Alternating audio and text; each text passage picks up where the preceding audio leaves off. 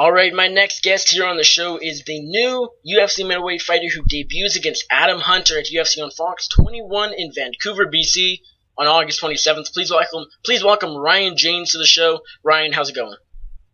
Oh, it's going awesome, thank you. How are you? I'm doing good. Thank you for taking the time. Thank you for asking. Much appreciated. So first off, congrats on finally getting this UFC call. How did the deal come together? You know, I am not really 100% sure. I was just out doing errands on Friday, and my phone buzzed, and I was in my car, and when I checked it, my manager, Mark Pavlich, was like, UFC in August. I was like, holy cow.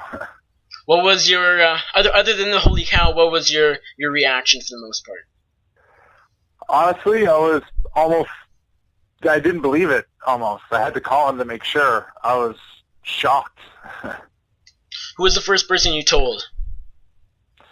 I told my girlfriend, Raina Archer. She was the first person I told, and then I immediately called my two brothers. Okay, awesome. So I know it's been a little while since we've seen you in the cage. Your last fight was back nearly a year ago, I believe. So with that being said, are you a little surprised you were signed just because you have this year or so layoff?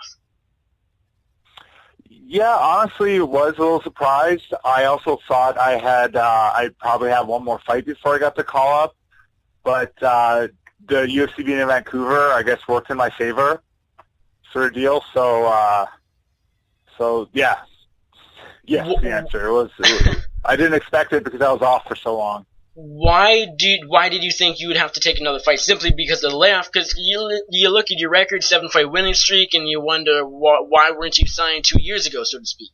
Is that the only reason you're surprised, the layoff?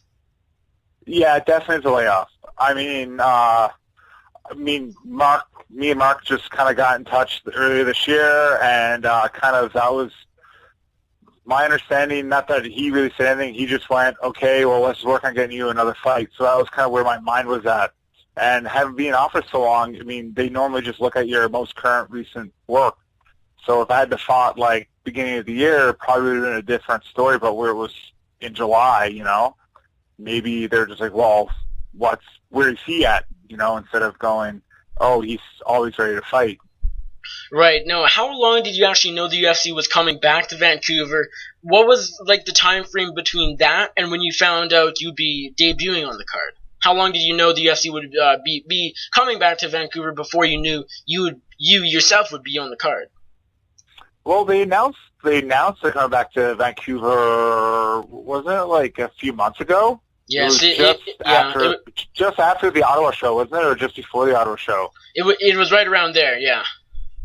Yeah. So when you hear that, that's when I found out, like, oh, they're coming back to Vancouver. So.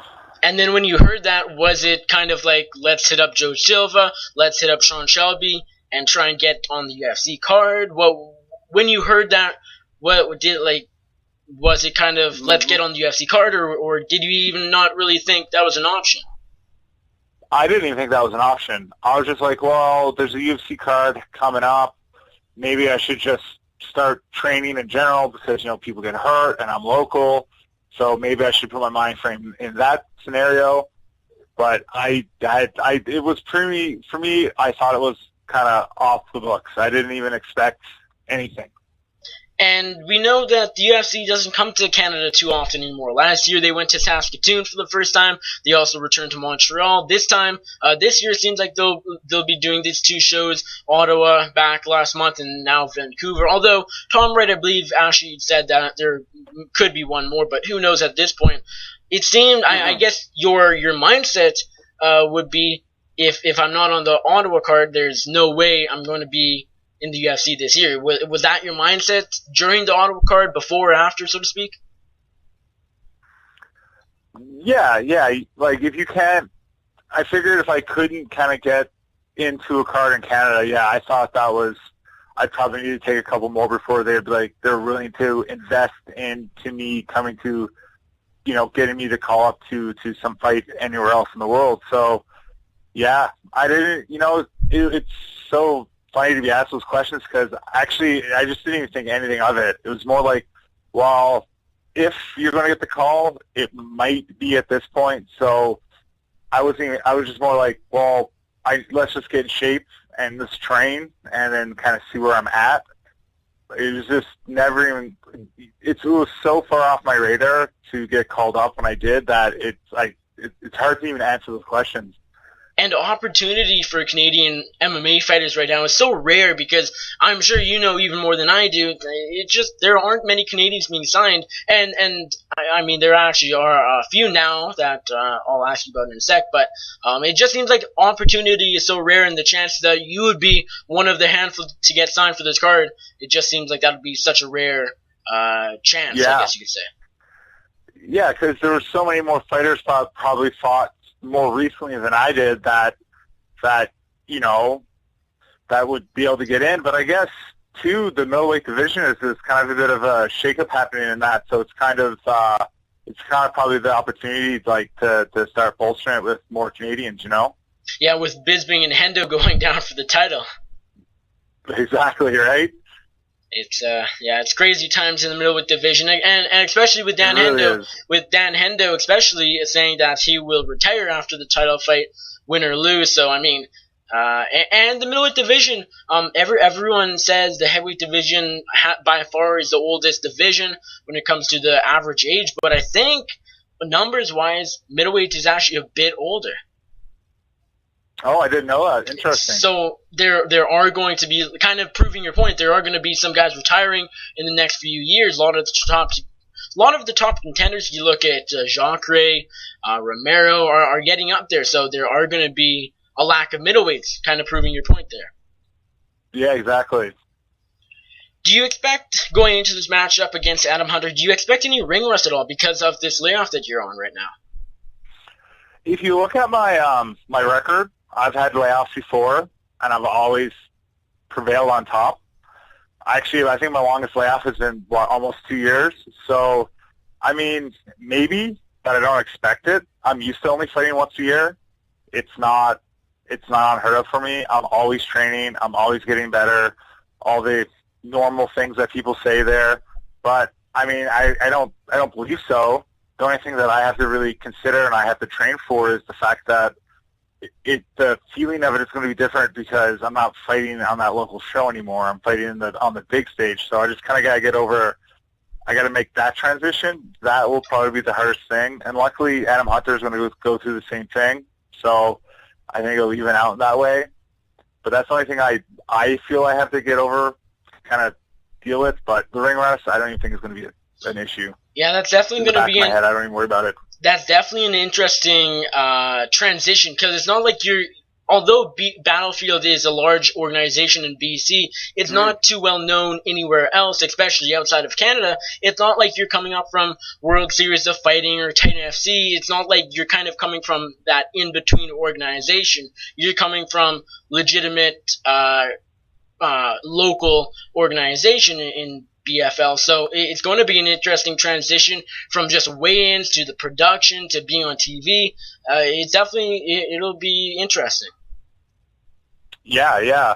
And again, as I said, luckily he's got to go through the same deal. So, I mean, I'm kind of happy that it is where it's my backyard. I don't have to travel as much, so it will make it a little easier on me mentally going into that. Yeah, how nice will it be having even though you're in Victoria, it's of course very close to Vancouver. How nice will it be having the hometown crowd there supporting you? Oh, it's amazing. It's incredible. I have like a ton of people in Victoria coming out to watch me. I have a ton of fans in Vancouver who like to come out and watch me fight. It's going to be awesome to kind of hear the crowd cheering for me at such a big stage. It's probably one of the most amazing things about that fight. For sure. What do you know about your opponent, Adam Hunter? How do you think you match up against him? I think I match up well against him. By the looks of it, he looks like he's a pretty big middleweight like I am. He just seems like a really big puncher. I've fought big punchers before, and I think I match up well with all of that. I'm not too worried. I'm pretty good at taking a punch, so we'll see. Fair enough. How happy are you that Canadians are finally starting to be signed again? You have yourself, your opponent Adam Hunter, Jeremy Kennedy is on the card, another local guy out of BC, and I believe a couple other maybe also on the Vancouver card coming up. The thing is that last year, or over the past year or so, there were only 2 Canadians signed over a year within the past 400 days or so. You had Serkinov, of course, who debuted in Saskatoon, and now you had Jonathan Munet, who was a short notice guy. How happy are you that Canadians are finally starting to be signed again? Oh, it's amazing. I mean, I think we've proved with other fighters that we have that we're probably some of the best fighters in the world, and also Canadians love to consume MMA. So let's give the Canadian audience people they can cheer for, that they know, that they can relate to. Why do you think there was a lack of Canadians being signed to the UFC over the past year or even 2 years? I think there's been a little bit of a lack of MMA shows happening in Canada. There was a bit of a slow point, because I know up until BFL came, there wasn't much happening in BC, and BFL only really picked up in the last few years. Everything was happening in Alberta, but that landscape changed a lot over the last little bit. I think Ontario didn't really have a lot going on. There was a little bit on the East Coast, so I think it was just a general lack of places to compete and get experience in Canada, and that kind of stalled us as fighters. Yeah, I definitely agree with you. There definitely has been a lack of competition. You have Saskatchewan now opening up, BC and Alberta are strong, so it's definitely getting better, and I think that's why we're seeing more guys getting signed. But it's kind of frustrating over the past year, especially in 2015 and whatnot, just because there is a lot of talent, like yourself, like Adam Hunter, there's a lot of guys that I still feel deserve to be in the UFC up here in Canada that aren't yet. And it's frustrating because they aren't able to get fights, something I'm sure you're familiar with, not getting the opponents there and whatnot. They have the talent, but they just don't have the experience. Well, and that's it. And then when they're looking at, the big show's looking at records and whatnot, it's hard to compete against someone who's able to fight every other month. And here he is is 10-1, and he did that in a few years, while I'm 8-1, and it took me 9 almost to get there.